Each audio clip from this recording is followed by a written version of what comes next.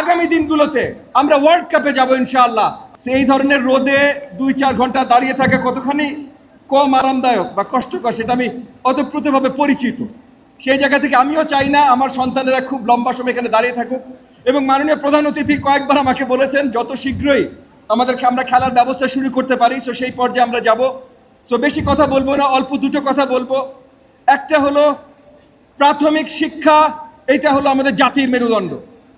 আজকে এখানে যারা উপস্থিত আছেন বৃহত্তর প্রাথমিক শিক্ষা পরিবারের অংশীদাররা, একদম সবচেয়ে চূড়ায় যিনি আছেন আমাদের মাননীয় প্রধান অতিথি জনাব এহসানুল হক মিলন এমপি থেকে শুরু করে সকল শিক্ষকেরা যারা আছেন, গার্ডিয়ানরা যারা আছেন এবং আমার শিক্ষার্থীরা, আমার আদরের প্রিয় স্নেহের শিক্ষার্থীরা যারা আছেন, সকলের প্রতি আমি বলছি, আমরা এই দেশের, আমাদের প্রিয় বাংলাদেশের মেইন স্তম্ভ হলো আমরা।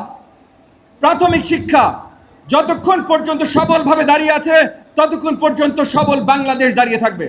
আমাদের মাননীয় প্রধানমন্ত্রী পরিষ্কার আমাদের স্লোগান দিয়েছেন, সবার আগে বাংলাদেশ। সবার আগে বাংলাদেশ শুধু আমার আপনার মনে সবার আগে বাংলাদেশ না, কিন্তু পুরো বিশ্বব্যাপী আমরা চাই সবার আগে বাংলাদেশ দাঁড়াক। আর বিশ্বব্যাপী যদি সবার আগে বাংলাদেশ দাঁড়াইতে হয় তাইলে এই যে প্রাথমিক শিক্ষা থেকে শুরু হতে হবে। সেই জায়গা থেকে আমাদের প্রত্যেকটি শিক্ষার্থী, আপনাদের দিকে আমরা তাকিয়ে আছে। আপনাদের কি প্রয়োজন, আপনারা কিভাবে আরো বলিষ্ঠ হতে পারেন, সুন্দর বাংলাদেশ গড়তে পারেন, সেই দিকে আমাদের সারাক্ষণ নজর আছে। এই যে এই প্রাথমিক ফুটবল আমাদের গোল্ড কাপ, এখান থেকে এখন যারা সাফ গেমে জয়ী হয়েছেন আমাদের নারী দলের প্লেয়াররা, তারা এখান থেকে এসেছেন।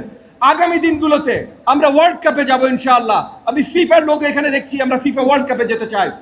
সামনে একদিন হয়তো আমরা ফিফা ওয়ার্ল্ড কাপের ফাইনালে যাব, একদিন ওয়ার্ল্ড কাপ বাংলাদেশের মাটিতে আসবে। সেটার উৎপত্তি হবে এই প্রাথমিক গোল্ড কাপ টুর্নামেন্ট থেকে ইনশাআল্লাহ। আমি আমার বক্তব্য দীর্ঘায়িত করব না। আপনাদের সকলের জন্য অনেক আদর, ভালোবাসা, দোয়া। আজকে যেন খেলা